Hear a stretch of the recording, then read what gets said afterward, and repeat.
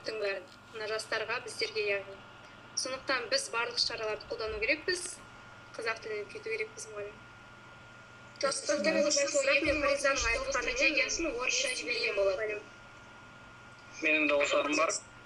Қазіргі кезде Қазақстанның 40%-нан көп орыс халқы. Және де егер біз орыс тілін халықаралық тіл ретінде қолданбасақ, тек қана қазақ тілін асқақтатсақ, онда ол халықаралық мәселелер шығармай ма? Ол орыс тілінің дискриминациясы болмай ма?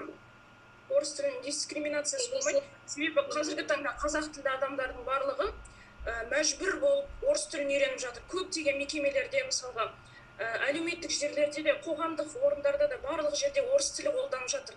Бірақ қазақ тілді адамдарға бұл қиынға соғады, және де орыс тілін үйрену үшін үйреніп жатыр, мәжбүр болып жатыр.